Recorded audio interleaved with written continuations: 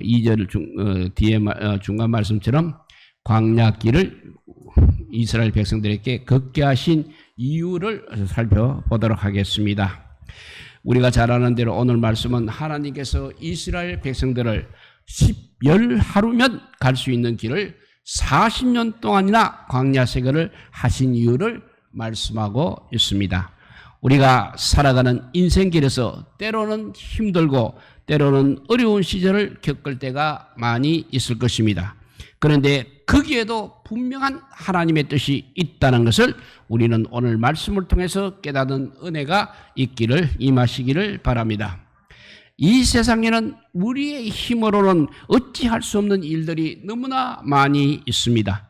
그래서 광야 같은 세상이라고 그렇게 평하는 것입니다. 하나님께서 이스라엘 백성들을 광야의 길로 걷게 하신 이유가 있다고 오늘은 있다고 모세가 오늘 말씀에 우리에게 전해주고 있습니다. 하나님께서 이스라엘 백성들을 광야길을 걷게 하신 이유, 첫째는 낮추기 위함이라고 했습니다. 그 말씀이 2절 상반절에 있습니다. 너의 하나님 여호와께서 이 40년 동안에 너에게 광야길을 걷게 하신 것을 기억하라. 이는 너를 낮추시며 라고 하였습니다. 가까운 길, 쉬운 길, 편한 길이 얼마든지 있습니다. 그런데 멀고 힘든 길을 걷게 하신 뜻이 분명하게 있다는 것입니다. 그것은 이스라엘 백성들을 낮추기 위함이라고 말씀하십니다. 낮아질 때 예수님이 보이는 것입니다. 낮아질 때 하늘문이 열리는 것입니다. 물이 낮은 곳으로 흐르듯이 하나님의 은혜는 겸손히 자신을 낮추는 사람에게 임한다는 말씀이 되겠습니다. 우리의 마음이 너무 높아지지 않았는지 또는 그래서 하나님의 은혜를 사모하지 못하고 살고 있지는 않은지를 점검하는 오늘 이 예배 시간이 되시기 바랍니다. 우리는 정말 그동안 너무 편리하게 살아왔습니다. 또 너무 많이 배웠습니다. 또 너무 많이 가졌습니다. 그래서 우리 마음이 자연히 너무 높아져 있는 것입니다. 참으로 하나님 앞에서 우리가 낮아지고 겸손해져야 하겠습니다. 겸손한 마음으로 항상 하나님께 기도를 해야 하겠습니다. 또 말씀을 사모하고 간절한 마음으로 기도를 해야 하겠습니다. 하나님께서 주시는 복은 배부른 사람들에게는 은혜로 여겨지지 않는 것입니다. 배고픈 사람에게는 빵하기가 매우 귀한 것입니다. 그러나 배부른 사람에게는 그 값어치가 떨어지게 마련입니다. 부자들은 은혜를 베풀어도 빚진 것처럼 생각해서 받지 않으려고 하고 있습니다. 부자들은 그래서 마음이 낮아지지 않습니다. 결국 그들은 교만하게 되어서 은혜를 받지 않으려고 하고 있는 것입니다. 그래서 신명기 7장 7절을 보면 여호와께서 너희를 기뻐하시고 너희를 택하심은 너희가 다른 민족보다 수요가 많은 연고가 아니라 너희는 모든 민족 중에 가장 적으니라 라고 하셨습니다. 하나님께서 이렇게 이스라엘 백성들을 당신의 백성으로 선택하신 이유는 그들이 다른 모든 민족 중에 가장 적기 때문이라고 하셨습니다. 하나님께서 선택하시고 이렇게 능력을 주신 것은 세상의 조건을 보고 하시지 않으십니다. 하나님은 항상 믿음이 있는 사람을 찾고 계십니다. 부유한 사람, 권세 있는 사람보다 마음이 가난하고 진실한 마음을 가진 사람을 찾으신다는 것입니다. 우리 하나님의 능력은 바로 그런 사람을 진실하고 가난하고 진실한 믿음을 가진 사람을 통해서 나타나신다는 것입니다. 그러므로 우리가 가난하다고 절대 낙심하지 말아야 하겠습니다. 우리의 몸이 아프다고 절망하지 마시기 바랍니다. 절망하지 마시기 바랍니다. 여러 가지 곤란과 문제로 인하여서 힘들어 하십니까? 그것 때문에 힘든 것 때문에 절대 원망하지 마시기 바랍니다. 또 못 배웠다고 의기소침하지도 마시기 바랍니다. 우리가 부족하고 연약할 것 그때가 바로 은혜를 받을 때라는 것입니다. 그때가 바로 기도할 때라는 것입니다. 주님의 능력이 우리 가운데 나타날 기회인 것입니다. 주님을 사모하시기 바랍니다. 간절히 기도하시기 바랍니다. 광야에서 양을 치는 다윗을 불러서 축복하신 하나님께서 분명히 우리를 찾으시고 복을 내어 주실 것입니다. 이렇게 하나님께서 이스라엘 백성들을 광야의 길을 걷게 하신 이유 첫째가 낮추기 위함이라고 하셨습니다. 두 번째는 시험하기 위함입니다. 2절 하반절에 보면 너를 시험하사 너의 마음이 어떠한지 그 명령을 지키는지 지키지 않는지를 알려 하심이라 하였습니다. 하나님의 시험은 우리의 마음이 어떠한지를 보신다는 것입니다. 그 마음에 하나님을 사랑하고 하나님 말씀을 귀중히 여기시는지를 보시는 시험인 것입니다. 좋을 때는 모두 다 잘할 것 같습니다. 그러나 힘들고 어려운 일이 생기는 광야에서는 쉽게 불평하고 쉽게 원망하는 것입니다. 그러나 광야는 우리 하나님의 시험장이었습니다. 이스라엘 백성들이 하나님의 말씀을 지키는지 안 지키는지를 판단하는 시험이 바로 광야에서 치러졌다는 것입니다. 마음이 항상 중요합니다. 그래서 우리 하나님은 중심을 보고 계신다고 하셨습니다. 하나님께서 이스라엘 백성들을 이렇게 광야로 인도하신 또 하나의 이유는 그들의 마음이 어떠한지를 보기 위함이었습니다. 광야와 같은 인생길에서 우리의 마음이 원망과 불평으로 상하지 않기 위해서는 우리가 기도해야 하는 것입니다. 흔들리지 않고 간절하게 기도를 해야 하는 것입니다. 그리고 말씀의 능력을 의지해야 하는 것입니다. 그래야 하나님의 시험을 통과할 수 있는 것입니다. 그것이 바로 축복의 비결인 것입니다. 힘들고 어려워도 절대로 포기하지 마시기 바랍니다. 신명기 6장 5절 말씀입니다. 너는 마음을 다하고 성품을 다하고 힘을 다하여 너의 하나님 여호와를 사랑하라 하였습니다. 이 말씀은 이스라엘 백성들이 항상 기억해야 할 말씀이었습니다. 마음을 다하고 성품을 다하고 힘을 다하여 우리 하나님을 사랑하라는 것입니다. 우리도 이 말씀을 항상 마음에 새겨야 하겠습니다. 자기만 사랑하는 이기적인 세상의 풍조를 따르지 말아야 하는 것입니다.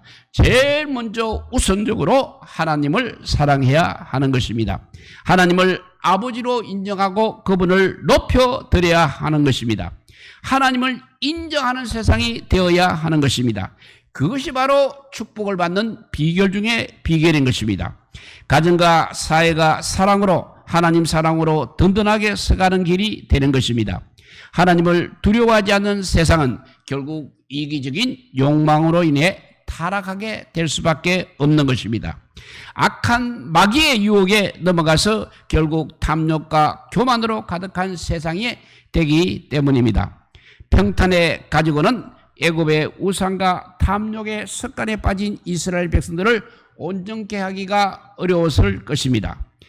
이스라엘 백성들을 거룩한 하나님의 백성으로 교육하기 위해서는 반드시 광야 체험과 광야 시험이 필요했습니다. 광야가 바로 우리 하나님의 시험 코스라는 것입니다. 하나님의 시험은 머리가 좋다고 잘 보는 것이 아니라는 것입니다. 그 시험은 겸손히 자신을 낮출 때 통과할 수 있는 시험인 것입니다. 우리 인생의 광야에서 하나님의 시험을 잘 보려면 먼저 겸손부터 해야 하는 것입니다. 하나님께서 이스라엘 백성들을 광야로 인도하신 것은 그들이 하나님의 명령을 지키는지 아니 지키는지 알려 하심이라고 하셨습니다. 하나님의 말씀, 정말 영원한 불변의 진리가 되는 하나님의 말씀을 지킬 때 비로소 세상은 아름다워지는 것입니다. 사람들은 이기적인 욕망에서 벗어나게 되는 것입니다. 자기만 높이는 교만함에서 벗어나서 다른 사람도 사랑하고 축복하는 겸손한 마음으로 살게 되는 것입니다. 문제는 사람들이 하나님의 신실하신 약속보다는 항상 자기 생각이나 세상의 말을 더 의지하고 있다는 것입니다. 우리는 신문에서 나오는 기사나 텔레비전에 나오는 유명한 사람들의 말을 신뢰합니다. 또는 우리 주변에 확인되지 않은 여러 사람의 말을 의지하고 있습니다. 그러나 그러한 사람들의 말은 항상 완전하지 못하다는 것입니다. 우리가 그래서 더욱 의지해야 할 것은 하나님 말씀이라는 것입니다. 하나님의 말씀은 영원히 변치 않는 진리의 말씀인 것입니다. 우리의 마음이 변하지 않고 하나님의 말씀을 신뢰하고 지켜야 하는 것입니다. 그것이 바로 행복의 길이요, 가정이 잘되고 나라가 번성하는 길인 것입니다. 이렇게 하나님께서 이스라엘 백성들을 광야의 길로 걷게 하신 이유, 첫째는 낮추기 위함이라고 했습니다. 두 번째는 시험하기 위함이라고 했습니다. 세 번째는 하나님 말씀으로 살게 하기 위함이었습니다. 3절에 보니까 너를 낮추시며 너를 줄이게 하시며 또 너도 알지 못하며 너희 조상들도 알지 못하던 만나를 너에게 먹이신 것은 사람이 떡으로만 사는 것이 아니요 여호와의 입에서 나오는 모든 말씀으로 사는 줄을 너가 알게 하려 하심이라 했습니다. 육신을 위해 밥이 필요합니다. 마찬가지로 영혼을 위해서는 반드시 말씀이 필요한 것입니다. 우리의 육신이 밥을 먹어야 살듯이 우리의 영혼은 날마다 진리의 말씀을 먹어야 살 수 있는 것입니다. 영혼이 굶주려서 병들지 않도록 영혼의 관리, 마음의 관리를 반드시 해야 합니다. 밥은 입으로 먹지만 말씀은 귀로 먹는 보약인 것입니다. 그래서 신명기 8장 16절에 보면 너의 열조도 알지 못하던 만나를 광야에서 너에게 먹이셨나니 이는 다 너를 낮추시며 너를 시험하사 마침내 너에게 복을 주려 하심이었느니라 했습니다. 우리 하나님의 목적은 결국 우리에게 복을 주시는 것이 하나님의 목적입니다. 광야의 훈련도 역시 복을 받을 수 있는 그릇으로 만들고자 하는 것입니다. 하늘의 만나는 우리 사람의 능력으로 얻어지는 것이 아니라는 것입니다. 하늘의 만나는 그저 주시는 하나님의 은혜로 얻어지는 것입니다. 광야는 농사를 지을 수 없는 곳입니다. 그래서 이스라엘 백성들은 살기 위하여 하늘을 쳐다볼 수밖에 없었던 것입니다. 그것은 바로 오병이어의 기적이 필요한 것이었습니다. 그것은 광야는 오병이어의 기적이 필요한 곳이었습니다. 우리가 살아가다가 이런저런 어려움을 당하고 있는 것은 하나님께서 첫째 우리를 낮추시기 위한 광야의 시험이라는 것을 항상 생각하시기 바랍니다. 짧은 인생 동안 헛된 일에 분주하다가 은혜를 받을 때는 놓쳐서는 절대 안 되는 것입니다. 사람이 그래서 떡으로만 사는 것이 아니라 하나님의 말씀을 따라 살게 되면 복이 된다는 것입니다. 낮추시고 줄이게 하시는 것은 철저하게 하나님의 말씀만 의지하며 살게 하기 위함이었습니다. 사람이 꼭 농사를 짓고 수확해서 빵을 만들어야 먹고 사는 것이 아니라 최소한도 하나님만 따라가게 되면 먹고 사는 것을 염려하지 않아도 된다는 것을 깨닫게 하기 위함이라는 것입니다. 애굽에서는 농사를 지고 풍성한 수확이 있어서 마음껏 먹고 살았습니다. 그러나 광야에서는 농사를 짓지 않아도 굶어 죽지는 않았습니다. 하나님 말씀만 잘 듣게 되면 인간에게 기본적으로 필요한 것은 모두 공급하신다는 것을 보여주시고자 하셨던 것입니다. 그리고 오고 오는 세대들이 그것을 배우게 하셨던 것입니다. 마지막으로 4절을 읽습니다. 이 40년 동안 너의 의복이 헤어지지 아니하고 너의 발이 부릅뜨지 아니하였느니라 하였습니다. 우리 모두 하나님 말씀 먹고 살아갈 때 정말 하나님께서 우리를 절대로 그대로 두시지 않고 정말 이 세상 누구보다도 아름답게 살도록 인도해 주실 것입니다. 우리 모두 말씀에 절대 복종하여서 하나님 앞에 큰 영광을 올리는 성도들이 다 되시기를 주님의 이름으로 축복드립니다. 기도하겠습니다. 사랑의 하나님 감사합니다. 이 분주 복잡한 세상입니다. 정말 오늘은 무슨 일이 터질까 정말 두려워지기도 합니다. 그럼에도 불구하고 우리를 눈동자같이 지켜주신 하나님의 은혜에 감사를 드립니다. 오늘도 귀한 말씀을 통해서 우리가 강야의 길에서도 하나님께서 우리를 낮추시기 위해서, 시험하시기 위해서, 말씀을 지키는가 보기 위해서 우리에게 강야의 길을 허락하신 것 감사옵나이다. 우리가 이 땅에 살아가면서 늘 불만투성이었습니다만 오늘 말씀을 읽은 우리 믿음의 성도들은 어떤 일을 만나다 하더라도 다 하나님께서 하시는 일로 알고 감사가 넘치게 하여 주시고 하나님의 말씀이 우리 삶에 최우선적으로 적용하게 하여 주시옵소서. 그래서 아버지 세상의 길로 가지 아니하고 오직 한 길, 좁은 문으로 가서 영원한 하나님 나라에 이르는 우리 모두가 되게 하여 주시기를 간절히 빌고 원하올 때 이 모든 말씀 아무 공도 없으나 우리 구주 예수 그리스도 이름으로 기도드리옵나이다. 아멘. 찬송가